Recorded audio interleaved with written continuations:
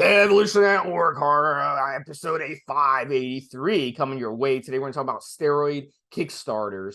Are you doing it right? So this one's going to be a fun one. Mobster and I are kind of debate this back and forth a little bit. I'm more pro Kickstart. Mobster is more anti Kickstart. So this is a really good one. It's like watching ESPN and watching a sports show, and the two guys debate a topic back and forth. Nobody wants to see people just agree with each other on every podcast. That's boring. So Mobster and I were going to kind of make points on either way, show you the advantages and disadvantages of kickstarting. So first off, we got to define what kickstarting. So let me define it in my own words, and then I'll let Mobster define it in his own words. So the way I look at it, and I'll see if Mobster agrees with this, is when you kickstart with a steroid, you're kickstarting with either an oral steroid, because oral steroids obviously have shorter half-lives. They have shorter active lives. They're in your system a lot less. So let me give you guys a rough sketch of how long these anabolic steroids are going to be in your system. So if you take the half-life of these drugs, which is going to vary. Pharmaceutical companies, when they put out these drugs, when they put out these esters, they mark them. And if you read the pamphlets, they'll actually put on there the half-life. So it varies, okay?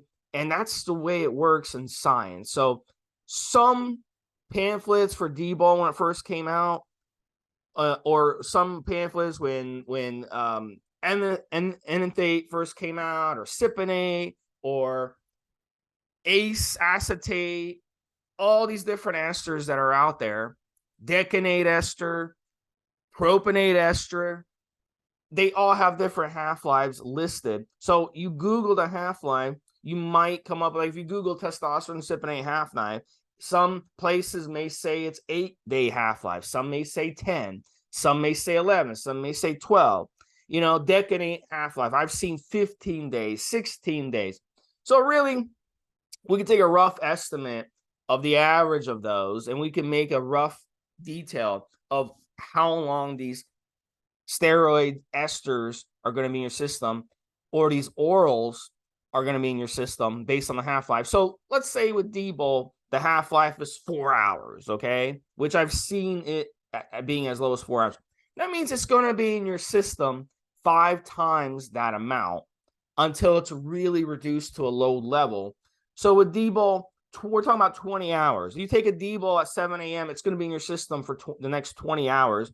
So it'll be mostly all out of your system where it's not doing anything. By the time you take your next dosage 24 hours later. That's why we say with D-bol, a lot of people say, well, you should run it twice a day, which I agree with, because the half-life is really, really short. But if you take a steroid, oral steroid with a half-life of 8 hours, and you run it once a day, you're going to be perfectly fine. Because remember, you're taking the 8, multiplying it by 5. So now you're getting a long enough hours where you can take it once a day, once every 24 hours, and it'll still be in your system at good amounts. So that's how we kind of talk about esters. Same thing with injectables. You inject testosterone cypionate, let's say it's a 10-day half-life. It's going to be in your system 50 days. So you don't have to inject testosterone cypionate every day or every other day or 3 times a week, or even twice a week. You can inject it once a week. That's why people who are on long-term TRT, they inject testosterone cypionate once a week. Sometimes they even inject it once every 2 weeks. And that would work because it's in your system for 50 days. So it would not be that big a deal if you just injected it once every 2 weeks. So we, like an oral kickstart would be an option because of the short half-life, but also you could do an injectable kickstart, because an injectable kickstart is something like propionate or acetate. Acetate's a 3-day half-life. So it's going to be peaking in your system after 15 days. So the 5 days is not only the last injection when it's out of your system, but it's also the first injection. When does it reach peak levels? So testosterone cypionate, if it's a 10-day half-life, it's going to reach peak levels if you're injecting it on a proper schedule after 50 days. With acetate, let's say trenbolone acetate, you want to kickstart with trenbolone acetate, it's got a 3-day half-life. it's going to take 15 days to reach peak levels. And then your last injection, it's going to take about 15 days to be out of your system. So if you wanted to kickstart, what would you pick? Would you pick trenbolone enanthate or trenbolone acetate? Obviously, you're going to go with trenbolone acetate because it's a 3-day half-life. The trenbolone enanthate is about a 10, 11, 12-day half-life, depending on which literature you take a look at. So it's no point in kickstarting with the enanthate. So what people will do sometimes, I can use the propionate example. Propionate has a short half-life where it's going to be peaking your system within a couple weeks. You could do the propionate, and then you could stack enanthate with it. And then the enanthate, the testosterone enanthate, will take 50 days to peak, but the testosterone propionate would take only 2 weeks to peak. So it'll be in your system quicker. Or you can use an oral to kickstart, which takes me, Mobster, before you bring you in, I know you're itching to get in, but let me just make this point. Sustanon, Omnidrin, other blends that are out there, other testosterone blends, they design these to contain short esters, intermediate esters, medium esters, and long esters. So when you inject them, the shorter esters are going to peak in your system quicker than the longer esters. So they're going to basically pick up after one another. So in itself, Sustanon and Omnidrin, which are prescribed for TRT users in Europe, are going to be like kickstarting because you're using the testosterone propionate, which is within those testosterone blends, to kickstart. So pharmaceutical companies design Sustanon for that reason, and doctors are prescribing it for a reason because they want it to be able to hit your system quicker and still give you the benefits long term. So that's basically the first point I'm going to make, Mobster. You're against kickstarting, but my first point is, why did pharmaceutical companies come up with Sustanon and Omnidrin and these testosterone blends that contain both long and short esters if there's no point in kickstarting? So that'd be my first point to you. Go ahead. Well, because pharmaceutical companies didn't do it for kickstarting purposes, did they, Steve? You know well as I do that pharmaceutical companies, with possibly one or two exceptions, pretty much designed their steroids for medical reasons, and therefore they wanted to make sure that the person that they were treating was getting treated as quickly as possible and was continued to be treated for the whole length of the time that they had them on that particular medication. Certainly wasn't for performance enhancement purposes, right? So as we've addressed in other podcasts that we've done, Steve, I talk about the average Joe. That's the typical listener to this podcast is almost certainly not a competitive athlete. There will be a small percentage, let's say 5 to 10%. 10% is generous. It's going to be less than 5. That means 90% of our listeners are Joes that want to get into shape or want to get strong. They want to get more muscular, etc., etc., etc. So therefore, the issue of the Kickstarter comes down to a choice. Now, as we know, and we still occasionally see this on the forums, you'll occasionally see someone say something like, my source can only get X or my source can only get Y. And we've addressed this. There is literally no need to use a source that only has 2 or 3 products. And one of those products that you might want to use as part of your stack might be a long-acting ester, something that takes a while to build up, reach peak levels in your system, and give you the effects that you're looking for, that strength, that muscle, and so on. Right? So we quite often say stuff like, well, then use an approved source, because the approved source has had pretty much everything you're ever going to need. There will be multiples of steroids, and as often as not, Steve, as you well know, there's multiple choices of esters from, as you said, an ACE to propionate to whatever, a cypionate.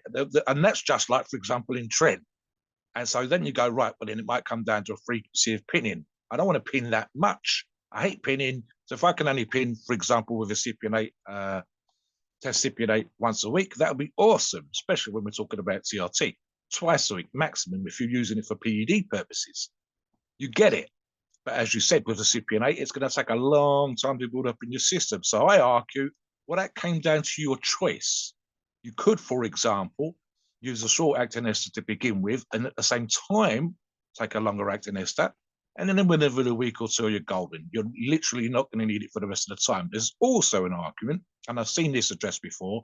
I don't think it's necessarily going to be addressed by us in terms of our back and forth, but I've certainly seen this on the forums where part of the reasoning behind a Kickstarter is, and I quote, how they feel. And I've argued this, how you feel doesn't matter. It really doesn't. It might matter to you if you are, for want of a better phrase, a low T kind of person. And the idea that you feel on and therefore, quote unquote, like an alpha is important to you. But the reality should be the end game, the reason why you're doing the cycle in the first place. And that again would be strength or muscle or losing body fat. How you feel really isn't that important. Now, if you feel stupidly toxic because you're using trend for the first time and you've overdone the dose, I get there, I've been there. I know how that feels and I understand it. Therefore, and again, we've addressed this with trend. We say you want to, if you've never used trend before, use a shorter acting version, just because if you really, really fucking hate it, it's not going to be in your system that long. But for the most part, it comes down to the choice that that particular person, the member on the forums, whatever, made. And as I said, you have to understand why they've made that choice, because there are other options. They don't literally need to. And again, how you feel, I like to feel like I'm on the gear straight away, is a silly reason, in my opinion, for doing it. It shouldn't be about how you feel. Now, that is important, again, to a small percentage, but for the rest of you, the end result, the absolute muscle that you add, how strong you got, or how ripped you are, should be the most important reason for you doing the cycle in the first place. Literally, that dysmorphic, I need to look a certain particular way, not how you feel. So, I mean, and of course, there's a million recreational drugs that can change how you feel about the world and whatever else, Steve. So that's the particular thing right there. The Kickstarter thing, again, it can seem, this is why we have the forums and we tell you to come on the forums and run along, it can seem complicated. But in simple terms, as Steve's already said, ace, prop, Scipio. It's pretty much, you know, like Steve said with the Sustan on mixed investors, it's pretty much short acting, medium acting, long acting. Now, arguably, that comes down to opinion. Now, I will say that if you are competitive, I can see a reason. And as an example, Steve, and this is another part of the thing that I have against Kickstarting. If the choice is an issue, you've got the approved sources, like I've already said. I mean, we've seen this occasionally. Someone's about to go on a vacation, a holiday, but it's not something that they were prepared for. So now they've only got 8 weeks or 6 weeks or whatever else. And so their choices become limited. They have to, if they want to get into shape, and they want to use PEDs to get into shape, they have no choice, arguably, to do the thing that they're about to do. They have to do this thing with a Kickstarter. They have to do it with a finisher and so on. And if it's a competition stack, there's an argument to be made. But again, competition, you typically plan it. But what, for example, if you competed, but you didn't qualify, and there's a competition in 3 months' time, now you've got a reason, again, the shortest amount of time off that you can possibly do. You've only got 8 to 10 weeks that you can do the competition stack for the next competition with a chance to qualify for a pro card, for the nationals, whatever. And therefore your options are limited in terms of time. And I get that. Again, our average listener is literally someone that wants to look good in the mirror for the ladies, for themselves, for the beach, and so on and so forth. So it literally comes down to the choices of how often do I pin, and the choices of availability. And okay, we have, and I've said this on another show, Steve, more opportunities now when it comes to PEDs than we've ever had. More choice of brands from just literally one source, more choice of esters from pretty much every source that you and I can talk about. And certainly, and again, literally just availability of specific steroids in various esters. So guys, if I see on the forum say, oh, I've got, this is my plan, and what Kickstarter should I use? You go, okay, why do you need a Kickstarter? The other thing that I ask on the forum sometimes, Steve, is, and I've yet to see a single, and I mean this outside of competitions again, I've yet to see a single reply to the question. And I say, show me the difference that you using a Kickstarter made to the end of your cycle. No one can do it. No one. I would argue again, for example, and I've used orals and I've used injectables, but I would say I'm pretty much the kind of person that plans, and as the end game, the end result is nearly always, as you know, because you've seen me run these blogs, for cut stack, for a bulk, for training, for competition, for a challenge, and nearly always hit the number or achieve a result in that particular way. And of course, it's a combination of circumstances and parameters, including PEDs. So for me, again, it's like, guys, can you say that using a Kickstarter made you 2% better? Did you add more weight to the bar for a strength competition because you used a Kickstarter? Was you 1% leaner? Did you lose £5 instead of £3, and so on? And I have not seen a single answer. And that's because, again, we're talking to the average Joe. So the question then becomes is, why did you make those choices, Esther's? And does Kickstarting change the outcome? And for most people, it came down to availability, which is not an excuse anymore, or no, I can't prove that it made a difference. The same for those that might be finishers. Now, if you're a model, if you're competing, if someone's renewed your contract, and so on and so forth, and opportunities present themselves in a certain way, you might be restricted. I'd actually say, Steve, there's probably more of a chance of someone saying, I looked like this 3 weeks before the end of the cycle, and I used a finisher, and I looked like this 3 weeks later, then I can say that someone could prove to me that a Kickstarter benefited them other than how they felt on cycle. What do you think on that?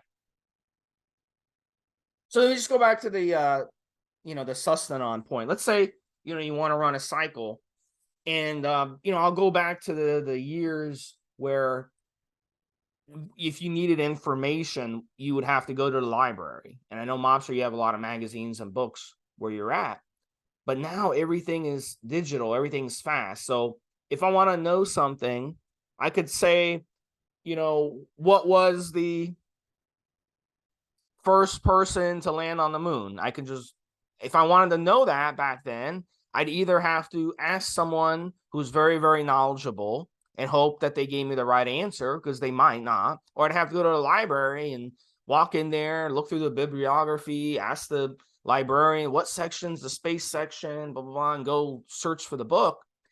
Now you can just Google, who's the first person to land on the moon, boom. And you'd get the answer really quick. And do you know who it is, by the way? On the moon, that landed on the moon and stepped onto the moon? Yes, yeah. Neil Armstrong. Okay, so there you go. So I'd go to someone like Mobster, and I'd ask them. But what happens if Mobster gives me the wrong information? Maybe he's mistaken, So then I'd have to still go to the library and make sure, because it'd be in the book. So my point is, nowadays, you can just Google it. Everything is instant now. So why would I want to wait and use let's say I'm going to use a long ester, enanthate, cypionate, decanate, any of these long esters, and have to wait 4 or 5 weeks for the stuff to be peaking into my system, when I can kickstart it and already be feeling it within a few days, because when you take D-bol, it's going to be peaking your system pretty damn quickly, so that would be my argument, Mobster. Go ahead. Yeah, but then again, Steve, that's the feel. I can understand that there's going to be a small percentage of our listeners that once they've made the decision to go on cycle, they want to feel that, and I've used this analogy before, like becoming turbo, right? So, for example, I run stacks that are typically aimed for either increasing my body weight temporarily because it helps my strength, or specifically my strength. Would I want to do a stack, for argument's sake, where I had to wait 2 or 3 weeks for my strength to slowly pick up and slowly start to increase above and beyond what would be the normal situation for me? Probably not, no. So I kind of get that a little tiny bit. But again, that's the argument, as I used already, of how I feel on cycle versus how I am. So, for example, and what Steve said is correct, and I'm even kind of agreeing with him in a way with my strength suggestion by saying I don't want to wait 3 weeks to suddenly get stronger, even if it's only a few percent. And by the middle of the cycle, 10, 15%. And by the end of the cycle, at least 10 or 15%. I want to be strong when I'm on cycle. And I certainly want to be able to have that peak of strength at the end of the cycle that enables me to break a lift to a BP. For me, I still want to do that 200 kilo, 440 pound bench press. So, the next time I plan on going cycle should be around the time that my training gets me closer to that level. But I certainly don't want to wait weeks, 16 days, 12 days, or whatever else So to feel the effects. But when I say feel, what I really mean is the sensation of being on testosterone, the quote unquote alpha male sensation. And for some people, and I've used this analogy with Trent, where some people, and we know the names of the guys on the forums that are Trent fans, I said to you, it's, for some people, the side effects of Trent are horrendous. Trent sweats, Trent cough, Trent insomnia, and so on. And literally, because I used Trent not that long ago, as you know, the quote unquote feeling of being toxic, not quite right in yourself. Equally, the fans of Trend will say that's because it's fucking amazing, it's working. When I feel like that, I know I'm on trend. I know I'm going to get stronger. I know I'm going to add muscle, and so on. So for them, the sensation of being on is very important. We've also addressed when we've talked about TRT, how if you're the low end of normal or below, obviously normal, and that's the reason why doctors prescribe you with TRT, the difference can almost be night and day. The sensation of being a low T guy to suddenly a high T guy, or for that matter, woman, is for some people, it's like night and day. They sort I'm sluggish, I'm not cracking it at work, the boss is giving me shit, I'm going through divorce, my life's kind of crap. And then I went on TRT. Oh my God, I was in there demanding a pay rise. I was out there giving motivational speeches to the sales team. I was a politician on the stump. I felt amazing. I was marching. No one walking down the street was giving me shit. I was standing there with my chest out. For some of those people, but that's a small percentage. Again, the end result should be the thing. Guys, But if you're listening, yeah, go on. So I'll give you an example. When I first did, a steroid stack, I ran D-Bol, Sustanon, and Deca when I first stacked steroids. And believe me, within the first 4 days on that stack, I felt the change. Instead of doing 6 reps, I was able to do 8 reps on the same amount of weight. So that was the D-Bol there. Because, in 4 days, you're not going to feel much from obviously the Deca. The Deca is a really long ester. You're not going to feel the Deca for weeks, And then the Sustanon, you have a little bit of an effect from the Sustanon because that testosterone propionate that they have in there is going to hit your body. And then, of course, the D-Bol hits your body within a couple of days really, really fast because it's got a short half-life. So if I was taking D-Bol twice a day at 30 milligrams, or 20 milligrams in the morning, 10 milligrams at night, it's going to be in my system after just a couple of days because it has such a short half-life. It's going to be peaking. So that effect I was feeling after 4 days. But if I had not done the Sustanon or the D-Bol and just the Deca with testosterone cypionate or testosterone enanthate, I wouldn't have 4 days felt anything. It would have taken me like 2-3 weeks possibly to feel that effect, at least a week and a half, I would say, maybe 2 weeks to feel that effect. You see? So why, in this era, you coming from a different era, Mobster. You grew up with no internet. You grew up with, if you want information, you had to go to the library or you had to look I used to have an encyclopedia growing up, which cost a fortune. I mean, I feel guilty about, my parents having to even that, back in the day, Steve, was Encyclopedia Britannica, which was the encyclopedia, was the best part of £500 to £1,000. Now it's like $4,000 or $5,000 minimum for a proper set, and that's not even the full set. Yeah. Here's the issue, right? And maybe it's because I'm from that generation. I'm a few years old, not a massive amount, but I'm a few years older than Steve. Steve's closer to our listeners' age than I am.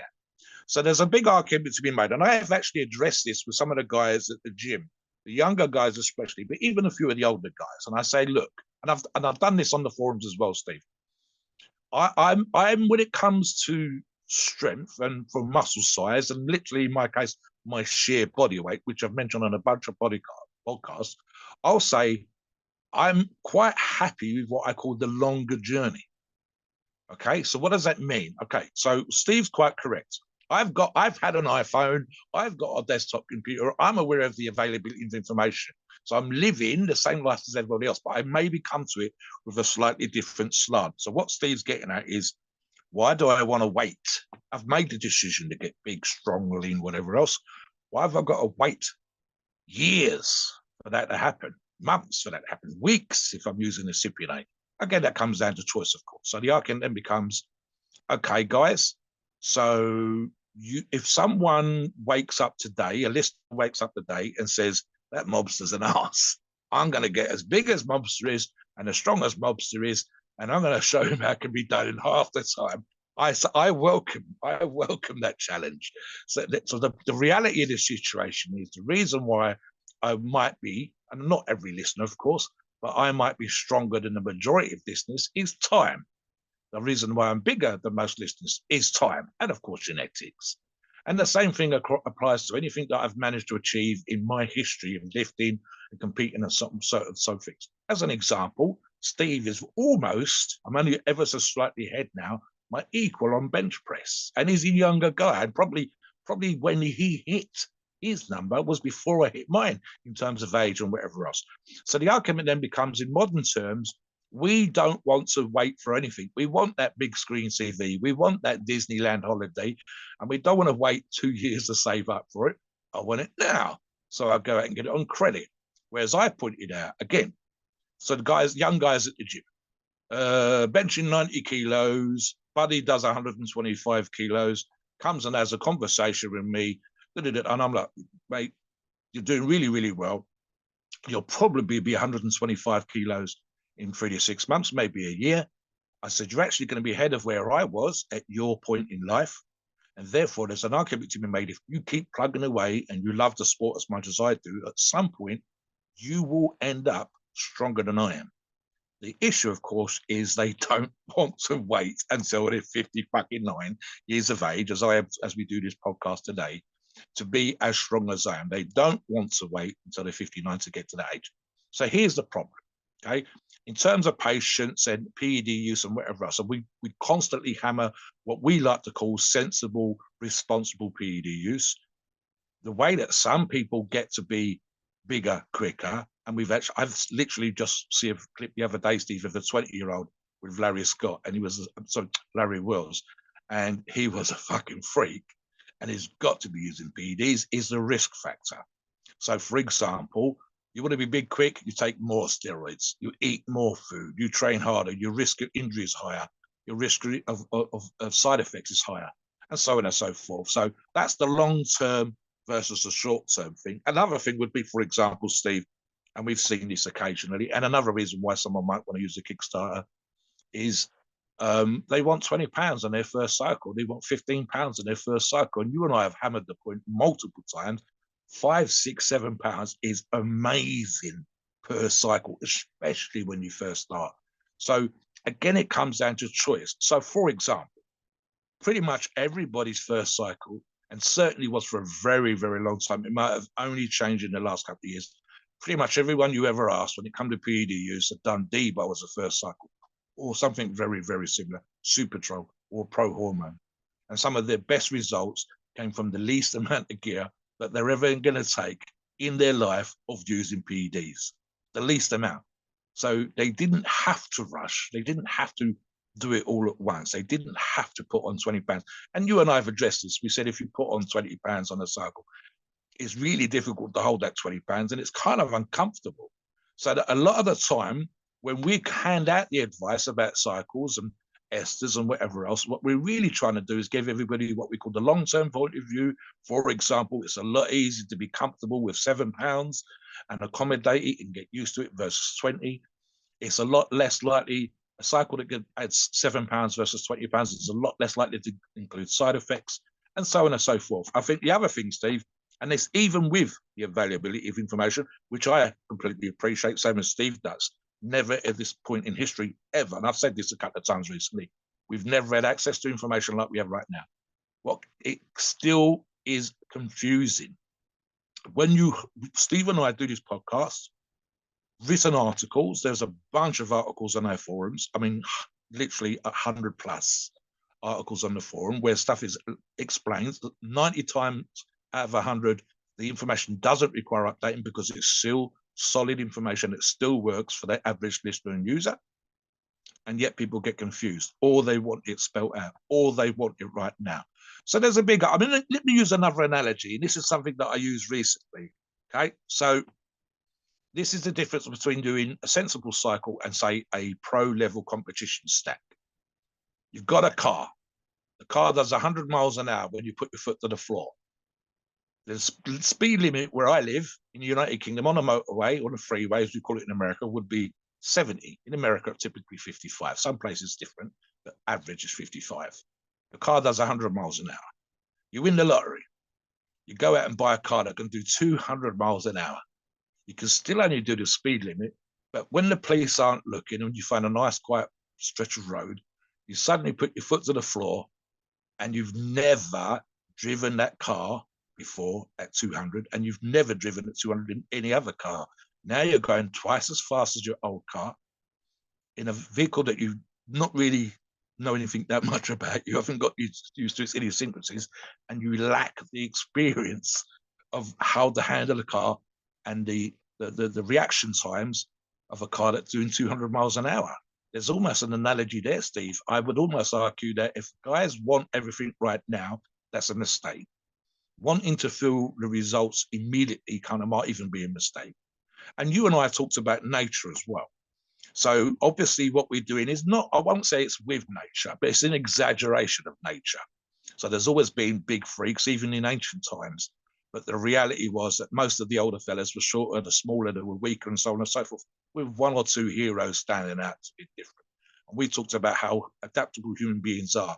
But like I've said in another podcast, if I was your fairy godmother, guys, and I literally waved a magic wand at you, and you instantly put on 20 pounds, you'd feel uncomfortable for days, if not weeks, until your body got used to weighing an extra 20 pounds. So there's actually an argument for, as we've kind of addressed before, Steve, slower and more consistent gains, and even the sensation of, especially for you newer users who've not used PDs or not done an advanced cycle, you literally haven't had the chance to get used to how that feels. As an example, Steve, and I'll just use food. How many of our listeners, and including ourselves possibly when we were younger, struggled with the amount of food that we required to eat just to gain anything like the gains that we kind of wanted? We know from seeing the forums how difficult it is. There are guys out there that are not eating breakfast. Breakfast is a coffee, and so on and so forth. So listen, guys, it's super, super important. Think up the one thing I'll add now, and then I'll finish off, Steve, is literally what are your reasons? You need to be able to justify it to yourself medically, physically, sport-wise, or whatever else. If you can justify it to yourself, that's a start. Please note, we are not doctors and the opinions are ours. It is our view and based on our experience and views on the topic. A podcast of the informational purposes and entertainment only. The freedom of speech and the First Amendment applies.